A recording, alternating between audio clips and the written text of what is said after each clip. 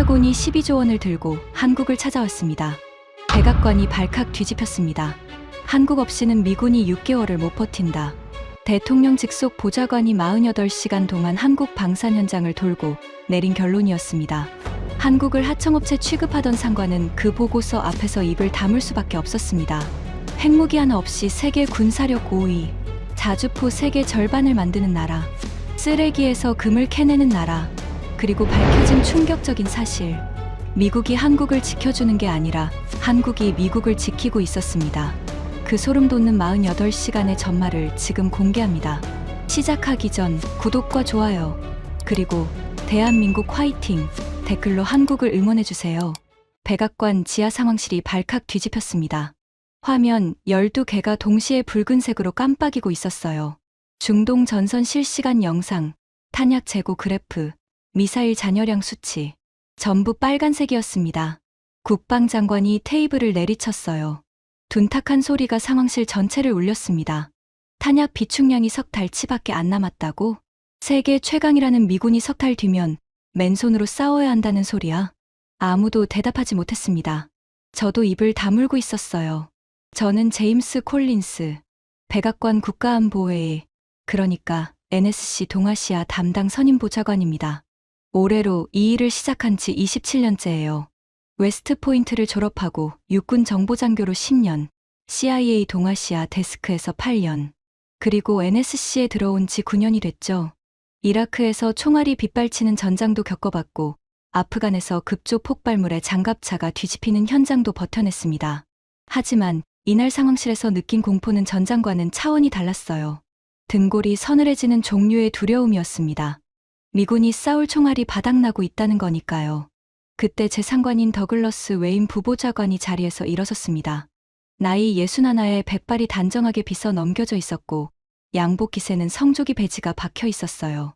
이 사람은 NSC에서 저보다 서열이 2단계 위였습니다. 냉전 시절부터 국방부에 몸담았고 자기 입으로 늘 이렇게 말하는 사람이었죠. 미국은 세계의 보안관이야. 우리가 방아쇠를 당기면 세상이 움직이는 거지. 세상이 우리를 움직이는 게 아니야. 더글러스가 국방장관을 향해 말했습니다. 동맹국들한테 분담시키면 됩니다. 일본, 호주, 한국. 이 셋한테 물량 밀어붙이면 석 달은 벌 수 있어요. 국방장관이 고개를 저었어요. 일본은 헌법 문제로 움직이기 어렵고 호주는 생산 역량이 부족해. 그러면 한국이요. 한국한테 압박하면 됩니다.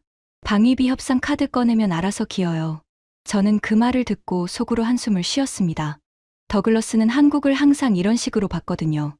미국이 보호해주는 나라, 고마운 줄 알아야 하는 나라, 우리가 손가락 까딱하면 줄 서는 나라.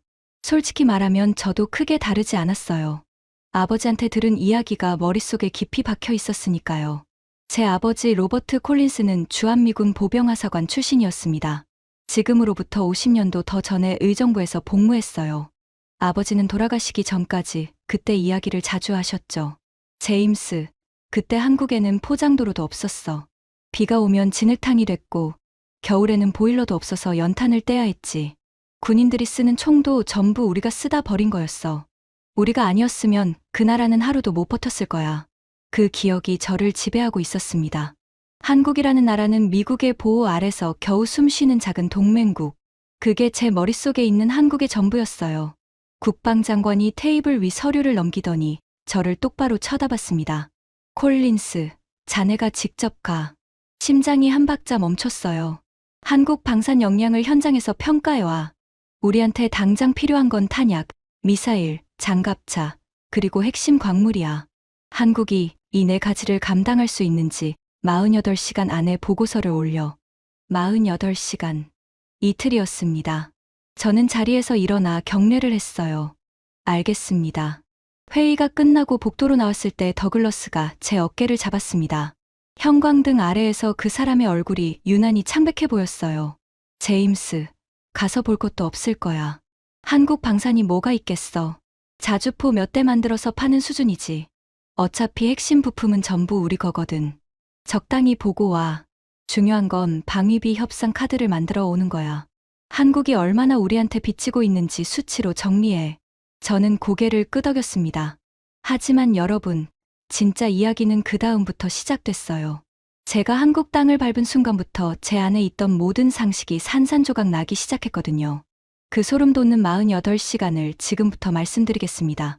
인천공항에 내린 건 다음 날 오전이었습니다. 비행기에서 내리자마자 공항 통로의 규모에 잠깐 놀랐어요. 천장이 높고 유리벽으로 햇빛이 쏟아져 들어왔습니다. 하지만 저는 금방 마음을 다잡았어요. 공항이야 어디나 비슷하니까요. 두바이 공항도 번지르르하지만 막상 밖으로 나가면 사막이잖아요. 입국장을 빠져나오자 사라박이 기다리고 있었습니다. NSC 아시아 정책 분석관이에요. 36살, 재미교포 2세, 하버드에서 국제관계학을 전공한 엘리트였죠. 저보다 직급은 한참 아래였지만 동아시아 데이터 분석에서는 NSC 최고라는 평가를 받는 사람이었어요. 콜린스 선임, 오시느라 수고 많으셨습니다. 고맙네, 박 분석관. 바로 움직이자. 시간이 없어. 차에 올라타자 사라가 태블릿을 건넸습니다. 화면에는 한국 방산 현황 요약이 뜨고 있었어요. 먼저 브리핑을 좀 드려도 될까요? 저는 창밖을 보면서 건성으로 대답했습니다. 짧게 해. 한국이 글로벌 파이어파워 기준으로 세계 군사력 5위입니다. 3년 연속이에요. 미국, 러시아, 중국, 인도 다음이 한국입니다. 저는 코웃음을 쳤어요. 글로벌 파이어파워? 민간평가 기관 아닌가? 그걸 가지고 군사력을 논하는 건 좀 무리 아닌가? 박 분석관. 사라의 표정이 살짝 굳었습니다. 하지만 금방 다시 태블릿을 넘겼어요. 그 5위 국가 중에 핵무기가 없는 나라는 한국이 유일합니다. 핵이 없다는 건 약점이지 강점이 아니야. 그런데 국방 예산이 올해 기준 68조 원입니다. 이 숫자가 어느 정도냐면 북한의 GDP 전체보다 많아요. 저는 멈칫했습니다. 그건 좀 의외였거든요. 하지만 내색하지 않았어요. 숫자 하나에 흔들릴 저는 아니었으니까요. 예산이 많다고 군사력이 강한 건 아니야. 사우디도 국방비는 어마어마한데 실전 능력은 형편없잖아. 사라가 고개를 살짝 끄덕이더니 태블릿을 내렸습니다. 더 이상 말하지 않았어요. 하지만 그 눈빛이 뭔가를 말하고 있었습니다. 직접 보시면 생각이 바뀔 겁니다. 그런 눈빛이었죠. 차가 고속도로에 올라섰을 때 저는 아버지 생각을 했습니다. 50년 전에 아버지가 걸었던 그 진흙탕 길. 포장도로도 없고 총 한 자루 만들 줄 모르던 나라. 아버지는 겨울이면 영하 20도까지 내려가는 의정부 막사에서 침낭에 웅크리고 잠을 잤다고 했어요. 한국 군인들은 미군이 쓰다 남긴 시레이션을 줄 서서 받아갔다고요. 그런 나라가 세계 5위라고요? 솔직히 믿기 어려웠습니다. 그때 더글러스한테서 전화가 왔어요. 제임스, 서울 도착했나? 네, 지금 이동 중입니다. 거기서 한 가지 더 챙겨와. 방위비 협상안이야. 한국이 현재 내는 방위비가 얼마인지 알지? 1조 5천억 원 수준이야. 그런데 주한미군 주둔 비용이 얼마인 줄 알아? 거의 5조 원이 넘어. 차액이 3조 5천억 원이야. 미국 납세자의 돈이 한국 땅에 묻히고 있는 거지. 가서 이 사실 확인하고 와. 알겠습니다. 아, 그리고 한 가지만 더. 한국 사람들한테 너무 좋은 얼굴 보여주지 마. 우리가 갑이야. 그거 잊지 말고. 전화가 끊겼습니다. 저는 창밖으로 눈을 돌렸어요.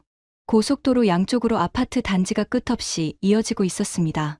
깨끗한 도로에 최신 차량들이 줄지어 달리고 있었죠. 아버지가 말한 그 나라가 정말 맞는 건지 잠깐 의문이 들었어요. 하지만 그뿐이었습니다. 건물이 번듯하다고 군사력까지 강한 건 아니니까요. 저는 머릿속으로 보고서 틀을 짜기 시작했습니다. 48시간 안에 끝내야 해. 첫째 날은 육군 장비, 둘째 날은 광물 공급망. 빠르게 돌고 빠르게 쓰자. 그렇게 생각하고 있었어요. 그때까지만 해도요. 서울역에서 KTX에 올라탔습니다. 목적지는 경상남도 창원. 한화 에어로스페이스 본사 공장이 있는 곳이에요. K9 자주포를 만드는 회사죠.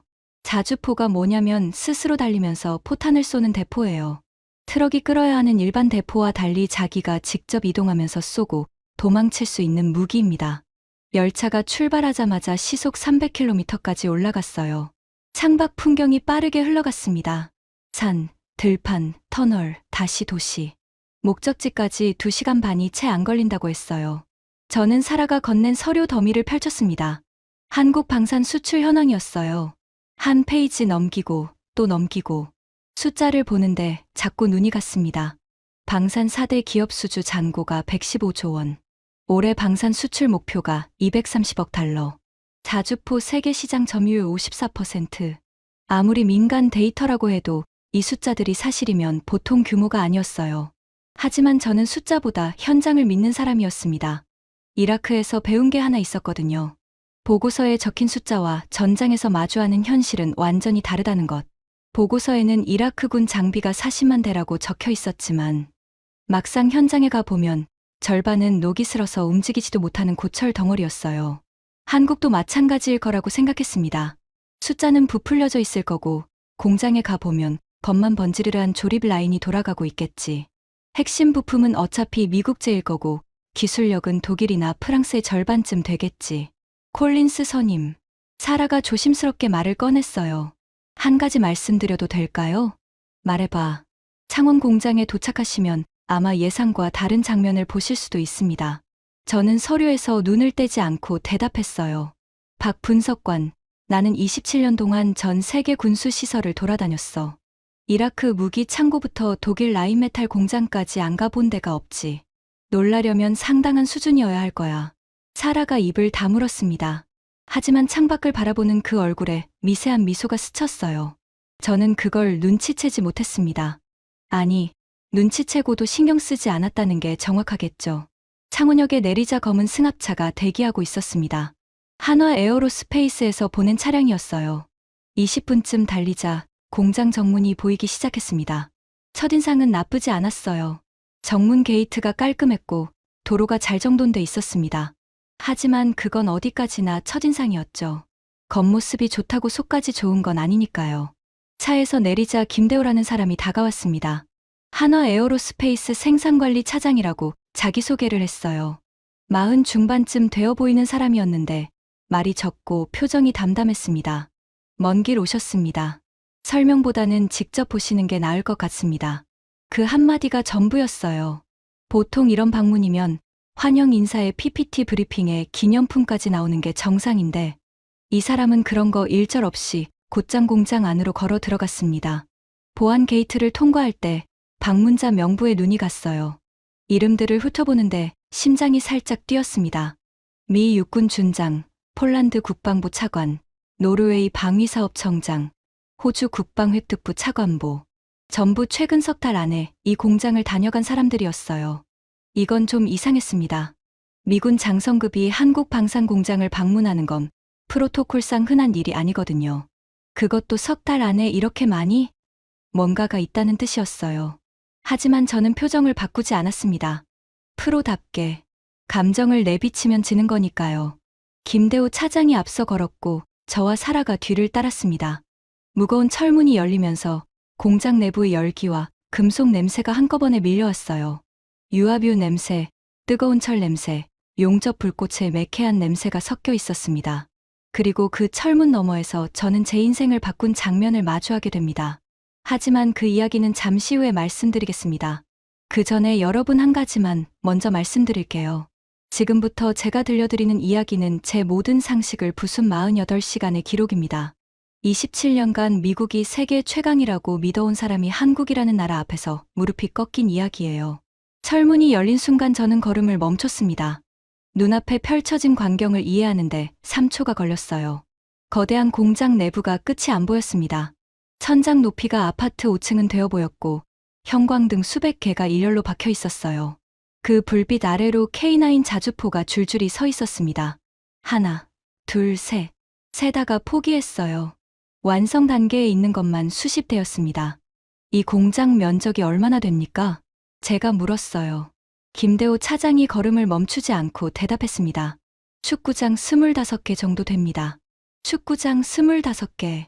저는 독일 라인메탈 공장도 가봤고 영국 BAE 시스템즈 공장도 가봤습니다. 하지만 자주포 단일 생산 라인으로 이 규모는 처음이었어요. 손바닥에 땀이 배기 시작했습니다. 생산 라인을 따라 걸었습니다. 왼쪽에는 차체 조립 라인이, 오른쪽에는 포탑 조립 라인이 동시에 돌아가고 있었어요. 로봇팔이 거대한 철판을 들어올려 정확한 위치에 내려놓았고 용접 불꽃이 별처럼 사방으로 튀어올랐습니다. 그 불꽃 아래에서 보호 마스크를 쓴 기술자들이 묵묵히 손을 움직이고 있었어요. 쇳물 냄새와 유압유 냄새가 코끝을 찔렀습니다. 연간 생산량이 얼마나 됩니까? 풀가동 기준으로 연간 120문 이상 생산합니다. 저는 속으로 계산을 했어요. 독일 크라우스마파이 공장이 자주포를 만드는 속도가 연간 40문 안팎입니다. 한국은 그 3배를 찍어내고 있었어요. 독일이 40문 만들 때 여기서는 120문을 만든다는 건가요? 독일 측 수치는 저희가 말씀드리기 어렵습니다만 저희 기준으로 말씀드리면 한 대를 완성하는데 걸리는 시간이 평균 4개월입니다. 4개월. 독일은 같은 수준의 자주포 한 대를 완성하는데 빠르면 2년, 늦으면 3년이 걸려요. 저는 이 숫자가 맞는 건지 사라를 돌아봤습니다. 사라가 살짝 고개를 끄덕였어요. 사전에 검증한 수치라는 뜻이었죠. 어떻게 이 속도가 가능한 겁니까? 김대호 차장이 멈춰 서더니 생산 라인 한쪽을 가리켰습니다. 저기 보이시는 게 모듈식 조립 라인입니다. 차체, 포탑, 엔진, 사격 통제 장치를 각각 따로 만들어서 마지막에 결합하는 방식이에요. 자동차 공장 생산 라인을 군수 산업에 적용한 겁니다. 그 순간 제 머릿속에서 퍼즐 하나가 맞춰졌어요. 한국에는 현대와 기아라는 세계적인 자동차 회사가 있잖아요. 대량 생산의 DNA가 자동차 산업에서 방산으로 그대로 넘어온 거였습니다. 독일도 자동차 강국이지만 방산 생산의 자동차식 대량 생산 기법을 이렇게까지 밀어넣지는 못했거든요.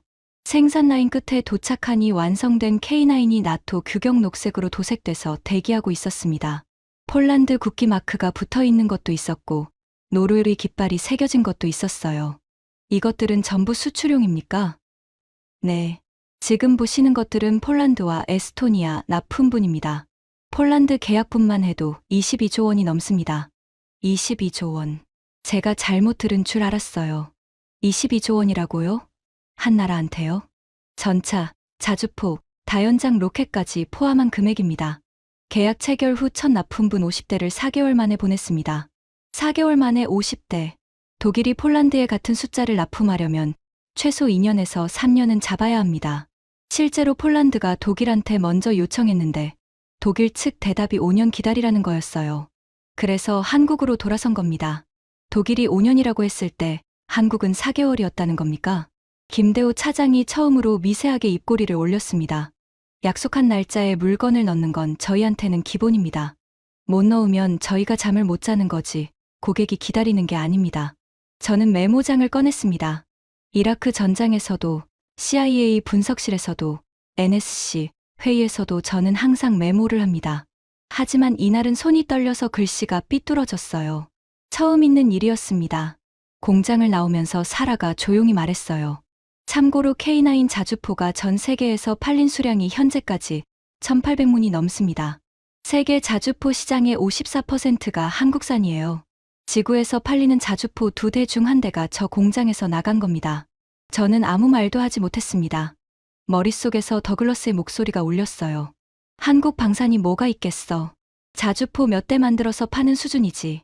그 말이 얼마나 틀렸는지 지금 두 눈으로 확인하고 있었습니다. 하지만 이건 시작에 불과했어요. 진짜 충격은 다음 장소에서 기다리고 있었습니다.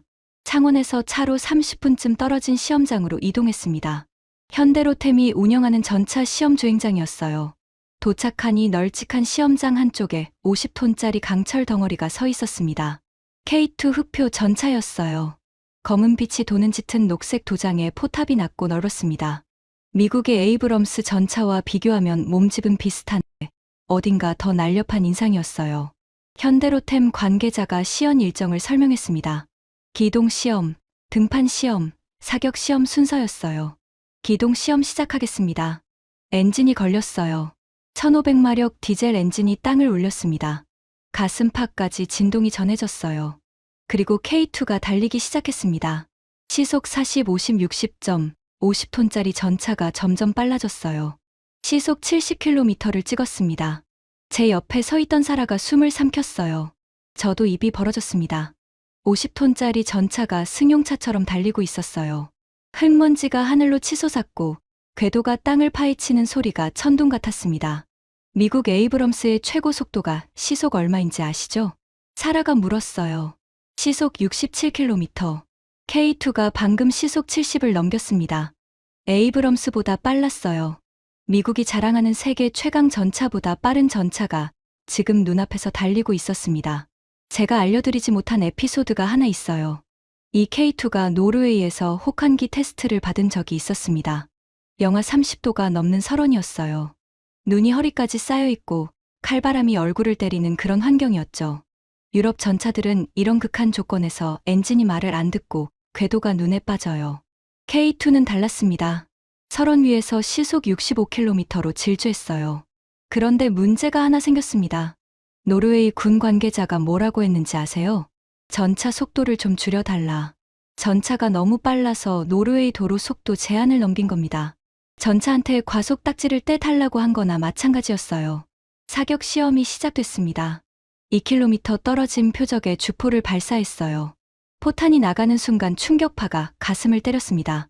온몸에 털이 쭈뼛었어요. 표적이 산산조각 났습니다. 10발을 쐈는데 9발이 정확히 명중했어요. 명중률 93%였습니다. 저는 에이브럼스의 사격 데이터를 머릿속으로 꺼냈어요. 유사한 조건에서 에이브럼스의 명중률이 약 85에서 90% 사이입니다. K2는 그 위였어요. 이건 최적 조건에서의 수치입니까? 아닙니다. 기동 중 사격 포함 수치입니다. 달리면서 쏜 건데 93%라고요. 저는 두 손으로 얼굴을 감싸 쥐었습니다. 머릿속이 하얘지는 느낌이었어요. 제가 27년간 믿어온 전제가 흔들리고 있었습니다. 미국 장비가 세계 최고라는 전제. 동맹국 장비는 우리보다 한 수 아래라는 전제. 그때 사라가 태블릿을 내밀었어요. 올해 초에 미국의 안보 전문 매체가 K2 흑표를 세계 최고 전차 톱3로 선정했습니다. 미국 에이브럼스, 독일 레오파르트와 나란히 올라갔어요. 화면에 기사 제목이 떠 있었습니다. 이미 세계 최고라고 부르는 사람들도 있다. 그렇게 평가했습니다. 저는 메모장에 적었어요. 손이 떨려서 글씨가 아까보다 더 삐뚤어졌습니다. 시험장을 나오면서 김대호 차장에게 물었어요. K2를 수출한 나라가 어디 있습니까? 폴란드의 1차분이 이미 납품됐고 2차분이 진행 중입니다. 노르웨이도 관심을 보였는데 정치적 이유로 독일 전차를 선택했습니다. 하지만 노르웨이 군 관계자들 사이에서는 K2가 더 좋았다는 이야기가 나왔다고 합니다. 정치적 이유. 그 말이 마음에 걸렸어요. 성능으로는 K2가 앞섰는데 정치 때문에 독일을 골랐다는 거잖아요. 그건 역으로 말하면 순수하게 성능만 놓고 보면 한국 전차가 독일 전차를 이긴다는 뜻이었습니다. 차에 타자마자 더글러스에게 전화를 걸었어요. 외임 부보좌관님, 중간 보고 드립니다. 뭐가 있어? K9 자주포 생산 시설이 예상보다 훨씬 대규모입니다. 연간 120문 이상 생산 가능하고 전 세계 자주포 시장의 54%를 점유하고 있습니다. K2 전차는 성능 면에서 에이브럼스급이거나 일부 항목에서는 그 이상입니다. 전화기 너머에서 한숨 소리가 들렸어요. 제임스, 한국 측이 보여주는 건 다 좋아 보이게 돼 있어. 무기 박람회에서 탱크 한 대 잘 달리는 거 보여주는 건 어디나 다 하는 거야. 중요한 건 실전이지. 실전 데이터도 확인할 예정입니다. 어쨌든 핵심은 빠뜨리지 마. 한국이 우리한테 얼마나 의존하고 있는지. 거기에 초점을 맞춰. 전화가 끊겼습니다. 저는 전화기를 주머니에 넣고 창밖을 봤어요. 저녁 노을이 공장 지붕 위로 번지고 있었습니다. 그 풍경이 묘하게 아름다웠어요. 하지만 마음이 편하지는 않았습니다. 더글러스의 말과 제가 눈으로 본 현실 사이에 간극이 벌어지고 있었으니까요. 다음 날 아침, 울산으로 이동했습니다. 목적지는 고려아연 온산제련소. 여기서부터가 진짜 제 인생을 바꾼 이야기예요. 여러분, 안티몬이라는 광물을 들어보셨어요? 이름이 좀 생소하시죠? 그런데 이 안티모니가 없으면 대단히 심각한 일이 벌어집니다. 미국의 스텔스 전투기가 밤에 적을 찾지 못해요. 야간 투시경이 작동하지 않고 적외선 센서도 먹통이 됩니다. 철갑탄도 만들 수 없고 미사일 핵심 부품에도 들어갑니다. 반도체 케이블에도 필수 재료예요. 쉽게 말하면 자동차의 엔진 오일 같은 겁니다. 겉보기에 차는 멀쩡해 보여도 엔진 오일이 없으면 시동 걸자마자 엔진이 눌러붙어서 폐차해야 하잖아요. 안티모니가 끊기면 미군 전체가 딱 그 꼴이 됩니다. 그런데 이 안티모니의 공급이 끊겼어요. 어떻게 된 일이냐면 전 세계 안티모니의 거의 절반을 쥐고 있던 나라가 중국이었는데 중국이 갑자기 수출을 막아버린 겁니다. 미국이 쓰는 안티모니의 63% 이상이 중국산이었어요. 총알 3발 중 2발은 중국 덕분에 만들고 있었던 셈이죠. 그걸 하루아침에 끊어버렸으니 어떻게 되겠습니까? 가격이 미쳐 날뛰기 시작했어요. 원래 톤당 1만 2천 달러 정도 하던 게 톤당 7만 달러까지 치솟았습니다. 거의 6배 가까이 폭등한 거예요. 미국 국방부 창고를 열어보니 더 심각했습니다.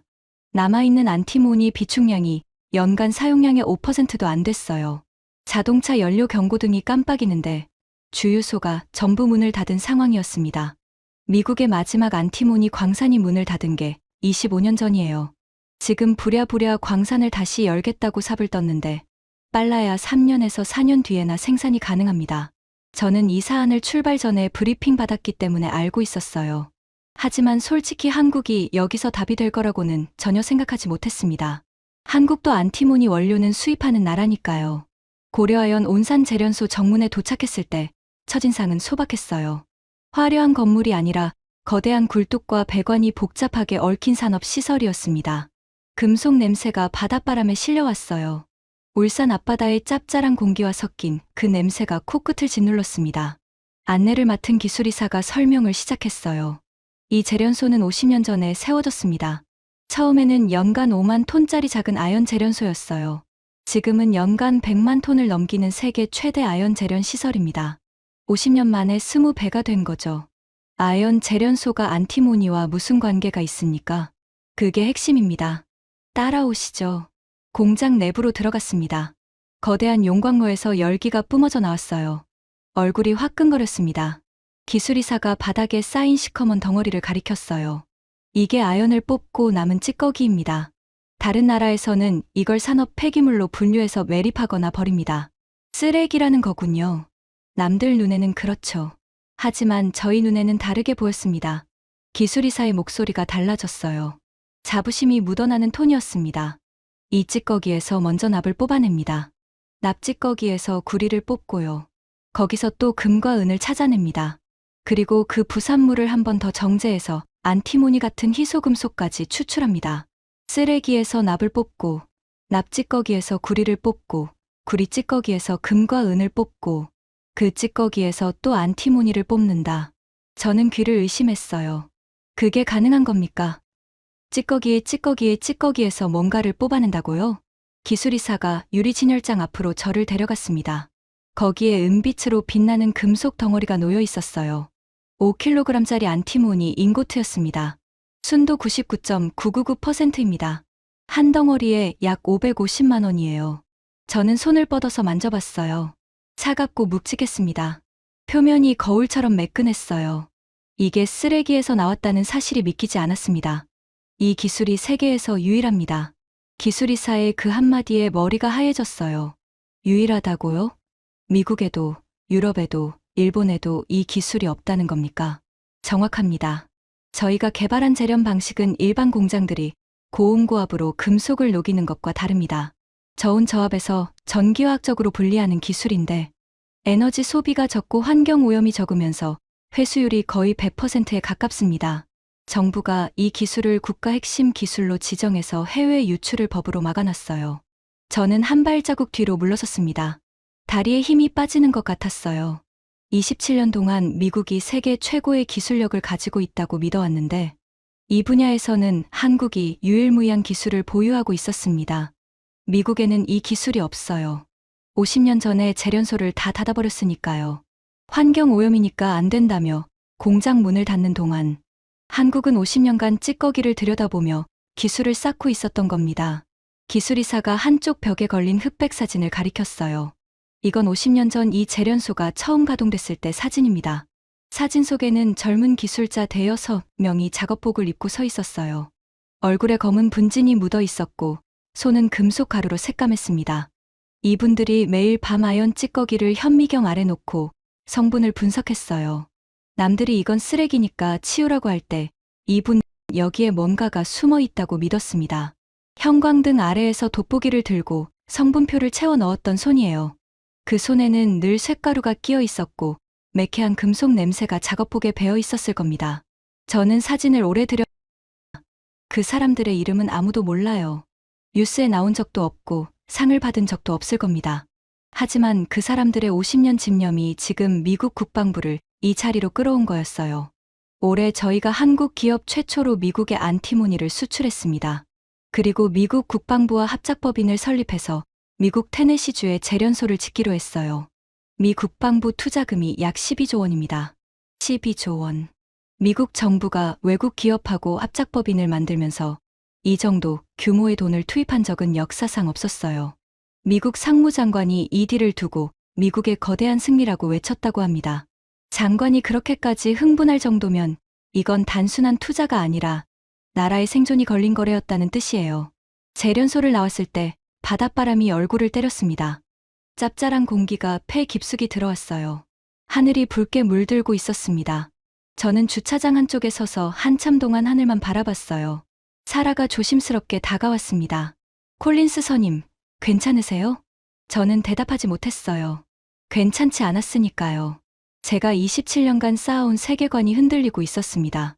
미국이 세계 최강이라는 전제, 동맹국은 우리의 보호 아래 있다는 전제, 한국은 우리가 없으면 안 되는 나라라는 전제, 그 전제들이 이틀 사이에 균열이 가고 있었어요.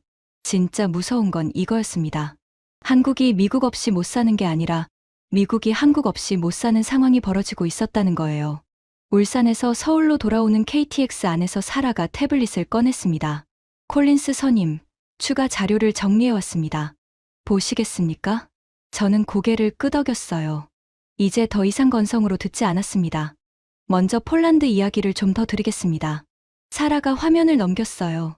폴란드 군사 전문지 디펜스24 기자가 올해 초에 창원 공장을 직접 취재했습니다. 기사 마지막에 이렇게 썼어요. 사라가 기사 핵심을 요약해줬어요. 전 세계 어떤 공장도 이 정도 수준의 장비를 이렇게 대량으로, 이렇게 빨리 만들기는 어렵다. 한국은 무기의 성능을 넘어서 약속한 날짜에 반드시 도착하는 신뢰를 무기로 삼고 있다. 이게 기사의 결론이었습니다. 약속한 날짜에 반드시 도착하는 신뢰. 이 말이 가슴을 때렸어요. 방산 시장에서 가장 중요한 건 뭘까요? 성능, 가격? 아닙니다. 납기예요. 전쟁이 터졌는데 무기가 안 오면 성능이 아무리 좋아도 소용없거든요. 한국은 그걸 무기로 만든 거였습니다. 다음은 노르웨이입니다. 사라가 화면을 또 넘겼어요. 올해 한화 에어로스페이스가 노르웨이의 다연장, 로켓 천물을 약 1조 5천억 원어치 수출하는 계약을 따냈습니다. 노르웨이? 네. 나토 창립 멤버 국가예요. 미국, 영국, 프랑스와 함께 북대서양 조약기구를 만든 원조 회원국입니다. 그 나라가 미국 무기도 독일 무기도 프랑스 무기도 아닌 한국 무기를 선택한 겁니다. 나토 창립 멤버가 한국산 로켓을 사겠다고 계약서에 도장을 찍은 겁니다. 이건 아시아를 넘어서 유럽의 심장부까지 뚫었다는 뜻이에요. 마지막으로 중동입니다. 사라의 목소리가 한 톤 낮아졌어요. 한국산 미사일 방어체계 천궁이가 중동 전선에 실전 배치됐습니다. 적의 미사일과 항공기를 요격하는 무기인데 실전 명중률이 97%를 기록했어요. 97%? 네. 10발 쏘면 9발 이상이 맞는다는 뜻입니다. 미국의 패트리어트 시스템 실전 명중률이 약 80에서 85% 수준인 걸 감안하면 상당히 높은 수치예요. 패트리어트보다 높다고요? 저는 좌석 등받이에 머리를 기댔습니다. 천장의 조명이 흐릿하게 보였어요. 한국산 미사일이 미국산 미사일보다 더 잘 맞는다. 이걸 어떻게 받아들여야 하는 건지 머리가 정리되지 않았습니다. 그때 전화벨이 울렸어요. 더글러스였습니다. 제임스, 상황이 어떤가? 저는 잠시 망설였습니다. 솔직하게 말해야 할까? 아니면 더글러스가 듣고 싶어하는 말을 해야 할까? 3초 정도 고민한 끝에 입을 열었어요. 웨인 부보좌관님, 솔직히 말씀드리겠습니다. 예상과 많이 다릅니다. 뭐가 달라? 한국 방산의 규모와 기술 수준이 제가 생각했던 것과는 차원이 다릅니다. K9 자주포 세계 점유율 54%, K2 전차 세계 톱3 수준, 안티모니 정제 기술은 세계에서 유일합니다. 단순한 하청업체 수준이 아닙니다. 전화기 너머에서 침묵이 흘렀어요. 5초, 10초, 15초, 그리고 더글러스의 목소리가 차갑게 돌아왔습니다. 제임스, 감정에 휩쓸리지 마. 한국 측이 보여주고 싶은 것만 보여주는 거야. 그걸 걸러서 분석하는 게 내 일이지. 내가 할 일은 한국이 대단하다고 보고하는 게 아니야. 미국이 뭘 얻어낼 수 있는지를 보고하는 거야. 알겠나? 알겠습니다. 전화가 끊겼어요. 저는 주먹을 꽉 쥐었습니다. 손톱이 손바닥에 파고들었어요. 사라가 조용히 말했습니다. 콜린스 선임, 한 가지 더 말씀드려도 될까요? 말해봐. 지금 한국 방산 4대 기업의 수주 잔고를 전부 합치면 115조 원이 넘습니다. 영업이익은 사상 처음으로 3조 5천억 원을 돌파했고요. 올해 방산 매출이 50조 원을 넘길 것으로 예상됩니다. 115조 원의 수주 잔고, 50조 원의 매출. 저는 그 숫자를 메모장에 적으면서 깨달았어요. 이건 더 이상 무시할 수 있는 규모가 아니었습니다. 한국은 이미 세계 방산 시장의 핵심 플레이어였어요. 우리가 모르는 사이에요. 열차가 서울역에 도착했을 때 밖은 이미 어두워져 있었습니다. 역 광장의 불빛이 유리창에 반사돼서 번졌어요. 저는 자리에서 일어나면서 생각했습니다. 내일 하루가 남았어. 마지막으로 가야 할 곳이 하나 더 있어. 마지막 날 오전, 대전으로 향했습니다. 목적지는 국방과학연구소, 줄여서 ADD라고 부르는 곳이에요. 한국의 모든 무기를 연구하고 개발하는 정부기관입니다. 저는 이 기관에 대해 기본적인 정보만 알고 있었어요. 설립 연도, 인원 규모, 예산 정도. 하지만 직접 가보는 건 처음이었습니다. 대전 유성구에 위치한 연구소는 외부에서 보면 평범한 정부 건물처럼 보였어요. 높은 담장과 철조망이 둘러져 있었고 정문에 무장 경비가 서 있었습니다. 하지만 안으로 들어가는 순간 분위기가 달라졌어요. 수십 개의 건물이 넓은 부지 안에 흩어져 있었고 곳곳에서 기계음이 들려왔습니다. 안내를 맡은 연구소 관계자가 전시실로 데려갔어요. 벽면에 55년 역사가 연대표로 정리돼 있었습니다. 이 연구소가 세워진 건 지금으로부터 55년 전입니다. 당시 한국에는 총 한 자로 만들 줄 아는 사람이 없었어요. 저는 멈칫했어요. 55년 전이면 아버지가 의정부에서 복무하던 바로 그 시기였습니다. 그때 무슨 일이 있었던 겁니까? 미국 대통령이 아시아 동맹국들에게 스스로 지키라고 선언한 겁니다. 주한미군 2만 명이 짐을 싸서 나갔어요. 닉슨 독트린. 저도 알고 있는 역사였어요. 하지만 이 연구소 안에서 그 이야기를 듣자 체감이 달랐습니다. 미국이 떠나겠다고 한 순간 한국이 뭘 했는지를 이 벽면이 보여주고 있었으니까요. 미국이 기술을 안 줬기 때문에 우리 연구원들은 미국 무기를 직접 뜯어서 원리를 알아내야 했습니다. 역설계라고 부르는 건데 완성된 요리를 먹어보고 레시피를 추측하는 것과 비슷해요. 그것도 한 번도 요리를 해본 적 없는 사람이요. 처음부터 독자 기술은 없었다는 겁니까? 네. 소총 하나를 국산화하는 데만 몇 년이 걸렸습니다. 연구원 대부분이 30도 안 된 젊은이들이었어요. 낮에는 실험실에서 미사일 부품을 깎고 밤에는 서울 청계천 공구상가를 뒤져서 부품을 구했다고 합니다. 당시에는 정밀 가공 장비가 없어서 미국 장비의 10배는 고생해야 했어요. 전시실 한쪽 벽에 흑백 사진이 걸려 있었습니다. 젊은 연구원들이 작업대 앞에 서 있는 사진이었어요. 형광등 아래에서 돋보기를 들고 부품 설계도를 들여다보고 있었습니다. 작업대 위에는 식은 라면 그릇이 놓여 있었어요. 새벽까지 작업한 흔적이었죠. 그리고 그 옆에 걸린 또 다른 사진에서 저는 심장이 멎는 것 같은 충격을 받았습니다. 그 사진은 미군이 찍은 건데요. 의정부 미군 기지 앞에서 한국 군인들이 줄을 서서 미군 보급품을 받아가는 장면이었어요. 배경에 주한미군 막사가 보였습니다. 아버지가 복무했던 바로 그 기지였어요. 다리에 힘이 풀렸습니다. 아버지가 말했던 장면이 사진으로 눈앞에 있었어요. 미군이 쓰다 남긴 장비를 줄 서서 받아가던 한국 군인들. 아버지는 그 줄을 바라보면서 저 사람들은 우리 없이는 한 발짝도 못 움직여라고 생각했겠죠. 그런데 그 줄에 서 있던 사람들 중 누군가가 이 연구소로 왔을 겁니다. 그리고 밤마다 미국 무기를 뜯어서 원리를 알아내고 설계도 한 장 없이 미사일을 만들기 시작한 거예요. 8년 뒤에 첫 번째 지대지 미사일이 하늘로 올라갔습니다. 연구소 관계자가 미사일 모형 앞으로 저를 안내했어요. 백곰이라는 이름의 미사일이었습니다. 사거리 약 180km. 서울에서 쏘면 평양까지 닿는 거리예요. 세계에서 7번째 탄도 미사일 보유국이 된 순간이었습니다. 설계도 없이 8년 만에 탄도 미사일을 만들었다고요? 네. 그날 시험장에서 발사를 지켜본 연구원들의 다리가 풀렸다고 합니다. 무릎이 꺾이면서 시험장 바닥에 주저앉았어요. 누가 먼저랄 것도 없이 얼굴을 감싸 쥐고 고개를 숙였습니다. 저도 모르게 목이 메어왔어요. 하지만 그날 밤 그 연구원들은 집에 돌아가서 가족한테 아무 말도 못했습니다. 기밀이었으니까요. 아내가 오늘 뭐 했어 하고 물으면 그냥 이랬어. 그게 전부였어요. 나라의 역사를 바꾼 날에 가족한테 눈물 한 방울 보여줄 수 없었던 사람들이에요. 저는 그 미사일 모형 앞에 한참 서 있었습니다. 아버지가 지키던 나라. 포장도로도 없고 총도 못 만들던 나라. 그 나라가 미국 무기를 뜯어서 밤마다 설계도를 그리고 있었다는 사실을 아버지는 알았을까요? 아마 몰랐을 거예요. 아버지는 한국 군인들이 줄 서서 보급품을 받아가는 모습만 봤을 테니까요. 그 줄 뒤에 무슨 일이 벌어지고 있는지는 아무도 몰랐어요. 55년 동안 이 연구소에서 개발한 무기 체계가 310개입니다. 그중 150개 이상이 실전 배치됐고요. 투입된 연구비가 약 67조 원인데 이게 만들어낸 경제 효과가 720조 원이 넘습니다. 1원을 넣으면 10원이 나오는 구조를 반세기 넘게 유지한 겁니다. 사라가 옆에서 조용히 한마디를 덧붙였어요. 수출 실적 1위와 2위 무기가 천궁이와 K9 자주포입니다. 둘 다 이 연구소에서 태어났어요. 저는 전시실을 나오면서 뒤를 돌아봤습니다.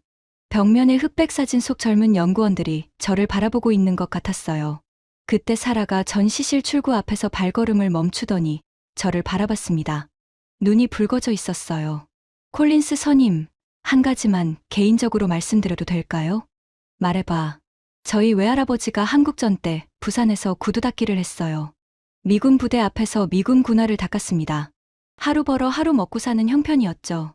그 할아버지가 돈을 모아서 배를 타고 미국으로 갔어요. 영어 한마디 못하는 상태로요. 세탁소에서 일하고 식당에서 접시를 닦고 그렇게 돈을 모아서 어머니를 대학에 보냈습니다. 어머니가 저를 하버드에 보냈고 제가 백악관까지 왔어요. 사라의 목소리가 떨렸어요. 할아버지가 군화를 닦던 그 나라가 지금 미국 국방부가 12조 원을 들고 찾아오는 나라가 됐습니다. 저는 그게 믿기지 않으면서도 당연하다고 느껴요. 그 나라 사람들이니까요. 저는 아무 말도 할 수 없었습니다. 사라의 할아버지와 제 아버지가 같은 시대에 같은 땅에 있었다는 사실이 가슴을 짓눌렀어요. 한 사람은 지키는 쪽이었고 한 사람은 살아남는 쪽이었습니다. 50년이 지나서 그 후손들이 백악관에서 만난 거예요. 그런데 역할이 바뀌어 있었습니다. 이제는 한국이 미국을 지켜주고 있었어요. 연구소를 나올 때 저는 결심했습니다. 더글러스가 듣고 싶어하는 보고서를 쓰지 않겠다. 내가 본 것을 그대로 쓰겠다. 그게 아무리 불편한 진실이라도. 서울로 돌아오는 차 안에서 노트북을 꺼냈어요. 제목을 적었습니다. 긴급 보고 한국 방산 역량 현장 평가. 그리고 첫 문장을 썼어요. 손가락이 키보드 위에서 멈추지 않았습니다. 한국은 미국의 보호 대상이 아닙니다. 한국은 미국의 생존에 필수적인 전략 파트너입니다. 48시간이 거의 끝나가고 있었어요. 하지만 진짜 전쟁은 이제부터였습니다. 이 보고서를 백악관 상황실에서 발표해야 했으니까요. 더글러스 웨인이 그 자리에 앉아 있을 거라는 걸 알고 있었습니다. 제 상관이자 한국을 하청업체로 취급하는 그 사람 앞에서 정반대의 결론을 말해야 했어요. 심장이 빠르게 뛰었습니다. 하지만 두렵지는 않았어요. 이 보고서에는 제가 직접 눈으로 보고 손으로 만지고 코로 맡은 증거가 담겨 있으니까요. 축구장 25개 크기 공장에서 쏟아져 나오는 자주포, 에이브럼스보다 빠른 전차, 세계에서 유일한 안티모니 정제 기술, 설계도 없이 미사일을 만들어낸 사람들의 55년 역사. 이걸 부정할 수 있는 사람은 없을 겁니다. 더글러스라도요. 워싱턴으로 돌아온 건 그날 밤이었습니다. 비행기 안에서 한숨도 못 잤어요. 13시간 내내 노트북을 붙잡고 보고서를 썼습니다. 한 문장 쓰고 지우고 다시 쓰고 또 지우고 숫자를 확인하고 사진을 정리하고 논리를 다듬었어요. 이 보고서가 대통령 앞에 올라갈 거라는 사실이 손끝을 떨리게 만들었습니다. 하지만 더 떨리는 건 따로 있었어요. 더글러스 웨인이 그 자리에 앉아 있을 거라는 거였죠. 다음 날 오전 10시 백악관 지하 상황실. 문을 열고 들어서는 순간 공기가 달랐습니다. 이틀 전 제가 떠날 때보다 분위기가 훨씬 무거워져 있었어요. 중동 전선 상황이 더 악화됐다는 뜻이었습니다. 테이블에 12명이 앉아 있었어요. 국방장관, 합참의장, 국무부 차관, 정보국장, 그리고 더글러스 웨인. 더글러스는 테이블 오른쪽 끝에 앉아서 팔짱을 끼고 저를 바라보고 있었습니다. 입꼬리가 살짝 올라가 있었어요. 비웃는 표정이었죠. 어디 한번 해봐라. 그 눈빛이 말하고 있었습니다. 콜린스 선임 보좌관, 시작하게. 국방장관이 말했어요. 저는 리모컨을 들고 스크린 앞에 섰습니다. 심장이 갈비뼈를 때리고 있었지만 목소리는 흔들리지 않게 잡았어요. 27년간 전장에서 단련된 목소리였습니다. 긴급 보고를 시작하겠습니다. 제목은 한국 방산 역량 현장 평가입니다. 첫 번째 슬라이드를 띄웠어요. 창원 공장 내부 사진이었습니다. 한국 한화 에어로스페이스 창원 공장입니다. 축구장 25개, 규모의 단일 생산 시설에서 K9 자주포를 연간 120문 이상 생산하고 있습니다. 동일 무기를 독일이 만들면 연간 40문 수준입니다. 한국은 독일의 3배 속도로 찍어내고 있습니다. 회의실이 조용했어요. 합참의장이 안경을 고쳤으며 사진을 들여다봤습니다. 현재 K9 자주포가 전 세계에서 1800문 이상 판매됐고 세계 자주포 시장의 54%를 점유하고 있습니다. 지구에서 팔리는 자주포 2대 중 1대가 한국산입니다. 두 번째 슬라이드. K2 전차 시험 영상 캡처였습니다. K2 흑표 전차입니다. 최고 시속 70km. 기동 중 사격 명중률 93%. 미국 안보 전문 매체가 올해 세계 최고 전차 톱3로 선정했습니다. 에이브럼스, 레오파르트와 나란히 올라갔습니다. 국방장관의 눈썹이 올라갔어요. 에이브럼스급이라는 건가? 일부 항목에서는 그 이상입니다. 회의실에 웅성거림이 퍼졌어요. 더글러스가 팔짱을 푸는 게 보였습니다. 세 번째 슬라이드. 울산 재련소 사진과 안티모니 잉고트 사진이었어요. 여기서부터가 핵심입니다. 저는 목소리를 한 톤 낮췄어요. 안티모니. 이 광물이 없으면 스텔스 전투기의 야간 작전이 불가능합니다. 적외선 센서, 야간 투시경, 철갑탄, 미사일 핵심 부품에 전부 들어갑니다. 현재 중국이 수출을 금지한 상태이며 미국의 비축량은 연간 소비량의 5% 미만입니다. 회의실이 얼어붙었어요. 이 사실은 대부분 알고 있었지만 숫자로 다시 듣자 얼굴들이 굳었습니다. 전 세계에서 안티모니를 순도 99.999%까지 정제할 수 있는 기술을 가진 곳은 단 한 곳입니다. 한국 울산의 고려아연 온산 재련소입니다. 이 기술은 미국에도, 유럽에도, 일본에도 없습니다. 더글러스가 몸을 앞으로 기울였어요. 팔짱을 끼고 있던 팔이 풀려서 테이블 위에 올라갔습니다. 콜린스, 그건 과장 아닌가? 미국에 기술이 없다니. 제가 기다리던 순간이었습니다. 과장이 아닙니다. 외임 부보좌관님. 미국의 마지막 안티모니 재련소가 문을 닫은 게 25년 전입니다. 지금 새로 짓겠다고 해도 빨라야 3년에서 4년이 걸립니다.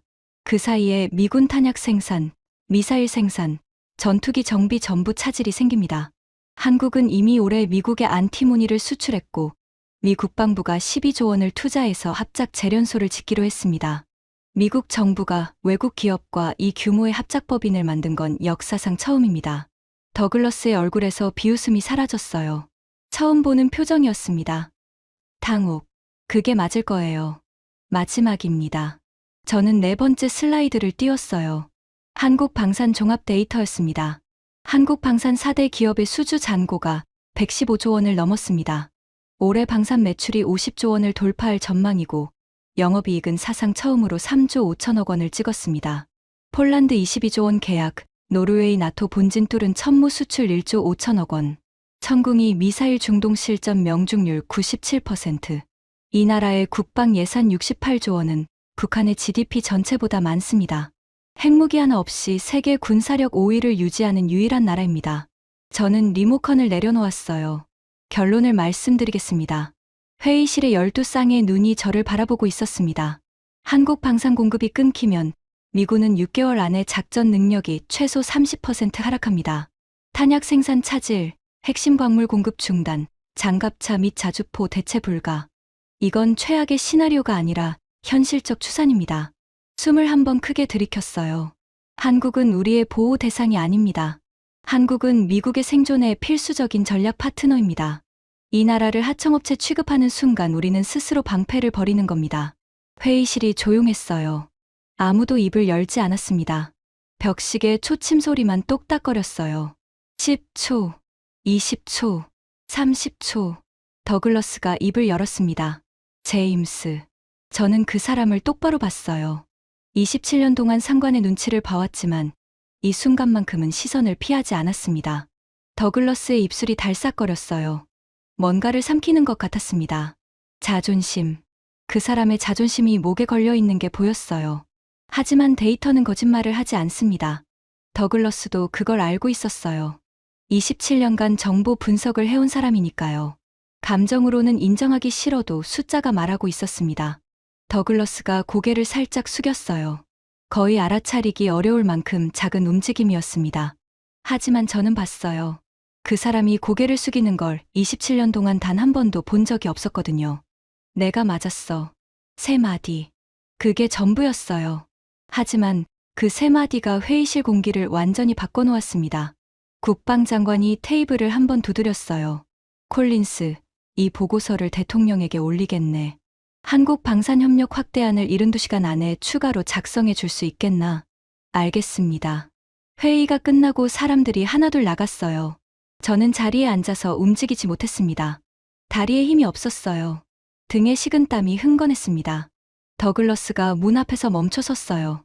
뒤를 돌아보지 않고 말했습니다. 제임스, 자네 아버지가 한국에서 복무했다고 했지? 네. 그 시절에 비하면 대단한 나라가 된 거군. 그리고 나갔습니다. 저는 빈 회의실에 혼자 앉아 있었어요. 스크린에는 마지막 슬라이드가 아직 떠 있었습니다. 한국 방산 수주 잔고 115조 원. 그 숫자가 흐릿하게 번져 보였어요. 눈이 뜨거워지고 있었습니다. 그날 밤, 호텔 방에서 전화기를 들었습니다. 아버지는 3년 전에 돌아가셨어요. 전화를 걸 수 없었습니다.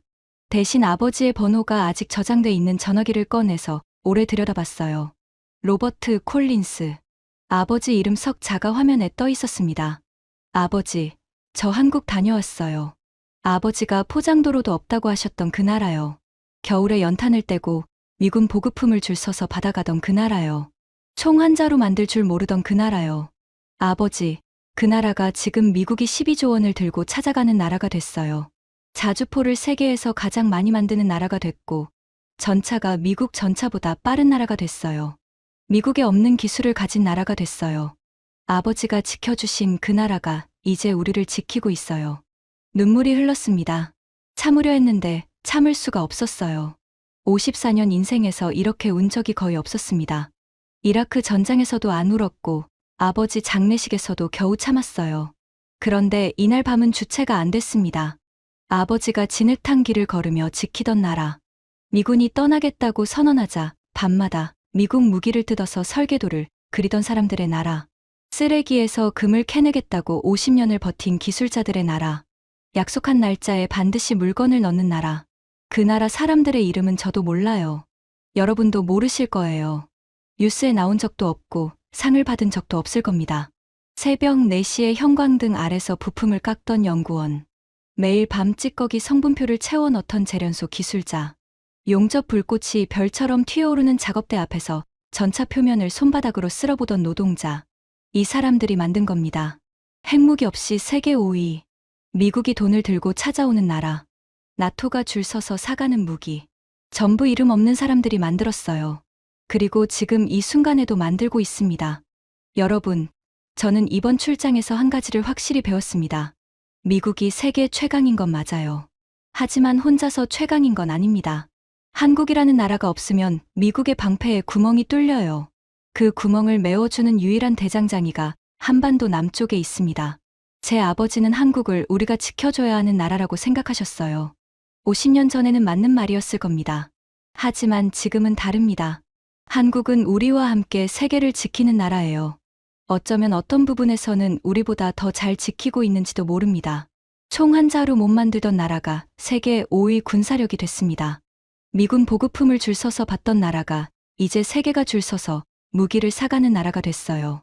쓰레기라고 버린 것에서 금을 캐내는 나라가 됐고 미사일을 97% 확률로 잡아내는 나라가 됐습니다. 약속한 날짜에 반드시 전차를 넣어주는 나라가 됐어요. 이게 지금의 대한민국입니다. 그리고 이 모든 걸 만든 건 대단한 누군가 한 명이 아닙니다. 설계도 한 장 없이 미사일을 만들어낸 30도 안 된 연구원들. 청계천 공구상가에서 밤새 부품을 구하던 손, 50년 동안 찌꺼기를 들여다보며 포기하지 않은 눈, 새벽 4시에 용접 마스크 뒤에서 땀을 닦던 얼굴. 이름 없는 사람들이에요. 여러분이에요. 저 제임스 콜린스는 백악관에 이 보고서를 올렸습니다. 한국을 잃으면 안 된다고요. 이 나라와 더 가까워져야 한다고요. 이 나라의 기술자들이 만든 방패가 태평양을 건너서 미국까지 지키고 있다고요. 아버지가 살아계셨으면 뭐라고 하셨을까요? 아마 이렇게 말씀하셨을 거예요. 제임스, 내가 진흙탕 길을 걸으면서 지킨 게 헛되지 않았구나. 네, 아버지. 헛되지 않았어요. 아버지가 지킨 그 나라가 세계를 바꾸고 있습니다. 지금까지 백악관 보좌관이 48시간 동안 경험한 충격적인 이야기였습니다. 총 한 자루 못 만들던 나라가 펜타곤이 12조 원을 들고 찾아오는 나라가 됐습니다. 이 자랑스러운 이야기를 가족과 지인에게 널리 공유해 주세요. 대한민국 파이팅이라고 댓글 하나만 남겨주시면 큰 힘이 됩니다. 구독과 좋아요도 부탁드립니다.